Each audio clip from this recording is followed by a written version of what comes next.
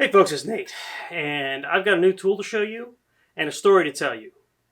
I don't want to tell you what the new tool is just yet, but I do have a hint.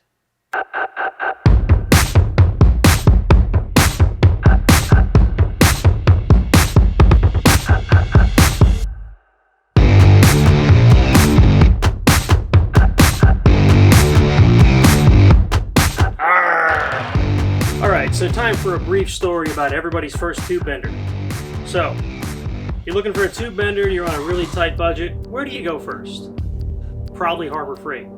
Probably look at one of those tube kinker things, right? The little jack with the bendy thing in it, made for bending conduit, not really made for bending tube, but you think you can probably make it work. And you probably can. So that's what I did. I went to Harbor Freight, I ordered one. They're like 120 bucks. Awesome, I can get started bending some tube. It'll be a pain in the butt, fine, whatever. It's a start. I'll upgrade later. I ordered one, might be 3 months ago now. A month goes by, no kinker. They never charged me, they never shipped it. I check the order status and they just say, processing. I write them. I say, what's up? They say, oh, due to the global pandemic, orders are slow to process. Okay, fine, I can live with that. I give them some time. 2 weeks go by, I hear nothing. I write them back. Hey, can you give me an idea when this is going to ship? And if you can't give me an idea when it's going to ship, just cancel it. I'll order later.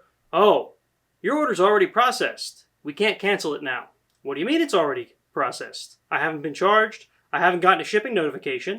Where's my bender? Nothing. No response. So I go back and forth a few times. Several times at this point I've asked them to please just cancel the order. Every time they come back and say, we can't cancel your order because it's already been processed. At this point I'm a little frustrated. So I figure, whatever. I'm just going to forget that this order happened. Leave it in my checking account, so I don't get overdrafted or something silly. And I'm going to go look for a different solution. So, what's everybody's second choice for a bender? Probably like a JD squared or something like that. Those things are about $1,000 when you get them set up just right, to get a die. And that's manual, right? To get the cylinder that you need, the hydraulic ram that you need. Maybe you want to do air over hydraulic. You're talking over $1,000 before you're done. There's Rogue Fab. Rogue looks like a really cool bender. It comes all set up for hydro. All you need to do is get a ram from someplace like Harbor Freight, and you're good to go, right? They're also about $1,000. I don't want to spend about $1,000. I want to spend 120. That's why I went to Harbor Freight in the first place. So I reach out to this little company that maybe you've heard of called Affordable Bender. It's right in the name, Affordable Bender. Sounds perfect for me, right? So I reach out to them and I say, look, I really want to get a bender in my shop. I've been doing more and more fabrication. I run this little YouTube channel. Do you want to work with me? I'm expecting 10% off with the mention of their name when I get the bender or whatever. They sent me a bender. So here we are. I want to say I haven't used it yet other than that little test bend that I made. Today, I'm going to show you guys all around what I know about this thing so far. Maybe I'll make my first bend, and I really want to make a hoop for the front bumper on the LJ. So that may happen today. If I'm going to start bending, I kind of think it's going to happen today. Okay, so who are Affordable Bender and what makes their bender affordable? Well, first of all, it's a really simple design. Second of all, they're based out of the US. I don't know where they build their benders because there's nothing on here that says made in the USA or anything. But when I reached out to them, I definitely got an English-speaking person who interacted with me, and the published address of their offices is here in the U.S. So there's that. The design is like ridiculously simple. So you have this die here that basically pivots on one corner within this simple metal frame. Also in the frame is an 8-ton hydraulic jack. It pushes on the die bends the tube. You don't get much simpler. This is an 1.5-inch die. I got the 1.5 inch first because I don't intend to be building roll cages, learning how to bend tube. What I do want to do is build some fenders. I want to build a hoop for this bumper. Maybe I'll build some side armor for the Jeep. Maybe I'll build some tube fenders for the rear. I don't know. Those things will come as they come. So this is an 1.5 inch die. You can see on the sides of it here, it's got markings for degrees. They're not labeled, but they're marked, right? You can imagine that this is 0 and this is 90, right? You get a 90-degree bend out of it. You can bend 180 degrees, but you have to do it in 2 bends. With the higher end benders, you can bend more than 90 degrees at a time, depending on the die you've purchased. You can also bend in different radiuses. This bends in a 7-inch radius for 1.5 inches. Not ideal for every purpose, but it's a great place to start. Remember, this thing is less than half the price of those $1,000 benders I talked about at the beginning. You can't really lose there, can you? I think there's a lot of good uses for this little bender, and I've seen people build roll cages with it. I've seen people fabricate for their Jeeps with it. I'm not saying that it is the be-all, end-all, and this will solve all the bending problems, but you're going to hang out with me throughout my ownership of this bender, and we're going to see what it can do together. Hopefully this thing works out well, and hopefully it'll be a nice addition to my shop for years to come. I'm going to try to make at least one bend that I think I'm going to use for this hoop for the bumper, and you're going to hang out with me while I do it. So here we go. What I have here is a 6-foot length of 120 wall Dom tube. The bender has this roller here. This is basically a guide. The tube goes across the roller and into this die. Once it goes through the die, this clasp here is tightened around it. I have seen some folks that have done similar videos to what I'm doing right now say that after some use of this bender, they found that this thing starts to wallow out. But the reason for that was, and they admitted this themselves, was that they weren't tightening this bolt every time. They were just leaving it sort of loose like this. Because at first glance, leaving it loose is probably okay, right? Except that there's a certain amount of play in there. So what I'm going to do is make sure every time I bend some tube, I'm going to tighten this thing down good. And over time, we'll see if these wallow out or not. If they do, then I'll just contact Affordable Bender and get a new one of these and find a better way to reinforce that. What you're supposed to do when you thread this stuff in here is lubricate this roller, right? This guide. So I'm going to do that with just some WD-40. I did some reading online before I started this because I don't know what I was supposed to lubricate it with. People say WD-40, people say use ATF, synthetic ATF. People say use old gear oil. People say PAM cooking spray works really well. So I have WD-40, probably also have cooking spray, but I'm going to start with the WD-40, see how that works out, and I'll sort of change as I go. The bend that I want to make, the goal is to loop over the winch, right? I'll make a little loop just to sort of protect the winch a little bit. So it needs to come up like 10 inches and then bend across and then, of course, go back down 10 inches. I don't know yet how to figure out how much space these bends are going to take up. I learn better by doing, so I'm just going to make a bend that's about the degrees that I'd like. I think it should be about 80 degrees, and this is all just eyeball on my part. I may put it back in and bend it further later, I don't know. I'm going to learn sort of about snapback on this thing, see what snapback looks like, and I'll show you what I mean by that. Basically, after you've completed your bend and you let off the tension, it snaps back slightly, right? And that's because of the elasticity of the metal. So usually what you have to do is overbend a tad, and I don't know how much I'm going to have to overbend on this bender with 120 1.5-inch tube. We'll figure that out. Okay, folks, so as you know, whether I get a product for free or not, I always like to give you an honest and frank review of things. And I'm going to tell you that the first time loading tube into this thing was a bit of a hassle. Basically, getting this lined up with the tube in there was quite difficult. I did get it done, as you can see. What I ended up doing, I took this U-shaped clamp and I laid it over my tube and I tapped it with a hammer a bit to make sure that it was the proper curvature, because it seemed like it was just slightly off a little bit. Once I did that, I got the tube in place and I got the clamp in place, but the bolt holes just didn't quite line up. So what I had to do was, basically with the use of a crowbar, doesn't have to be anything crazy, you're not putting a lot of force on here. I used that underneath here to push up on the U-shaped clamp so that the holes would line up a little bit better, and I used an alignment drift to go through the whole thing to just sort of get everything in the right place. At that point, I was able to get the bolt through it. Once the bolt was through, it was still a bit of a hassle to get it through far enough, get the threads past the hole in the clamp. What I'm hoping is that after a couple of bends, this clamp sort of gets broken in, and after it's broken in, it'll work a little better. But we will see. For the moment, I've got it in there, and I am now going to try to bend 80 degrees. So I'm going to try to aim for this second to last long line. So I'm going to try to get to 80 Try to get the bend to stop at 80. And then we're going to see what it looks like after it's out. Now, this works just like any other bottle jack we pump. And you can see it going. I have no idea how difficult this is going to be. I don't know if I need to re-oil this thing or not, but bending, look at it. And it's really not, it's not a ton of work, guys. It really isn't. For an 8-ton jack, right? Like, this is really, the only reason I'm studying myself because I don't want it to be putting too much pressure on the top of my table.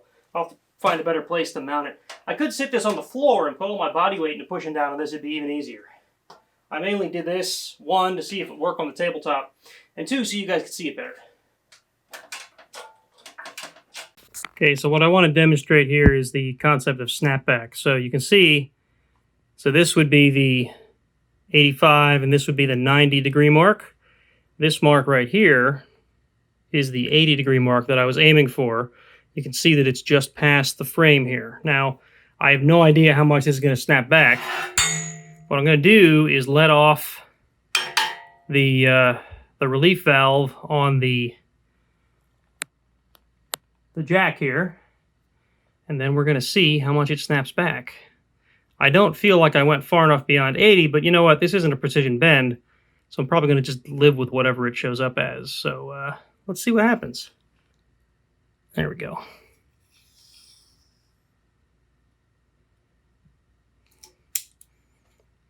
So that, maybe a little less, but it snapped back about, might have been 5 degrees. It's not terrible, I suppose. All right, now I got to try to get that back out. Sorry, the good camera battery died, so I'm waiting for it to charge up, but I want to show you guys that. So that is the bend I ended up with. It looks very much like the angle I was aiming for. I way overjudged the amount that I need on that end. Like I said, I needed about 7-8 inches. I've ended up with probably 14 or 15. So a lot of that's going to get lopped off, but I'll know better for the other bend that I have to make, which will be like here, right? It'll be whoop, and then down to the bumper. So the plan is to go from like there up around the front of the winch and back down. So this is how the bend ended up looking. Does not look overly deformed or anything, right? You can see that the inside is very similar to the outside. There's not like a bunch of squish to it. So for comparison, here is the unbent tube, and then it goes down around. You can see it doesn't really deform much at all. I guess you get a little bit of deforming with most benders anyway. Again, I'm new to this, so I don't know. There's no marring or anything on the tube. You can see some little bit of marks, but that's not anything that's going to be a problem. These lines that you see are in the oil that was on the outside of the tube. That'll clean right off when I clean it off. Right here is where the clamp was at. You can see there's a little bit of a mark there, but it's nothing, you know, it's actually still smooth to the touch, so it's nothing to worry about.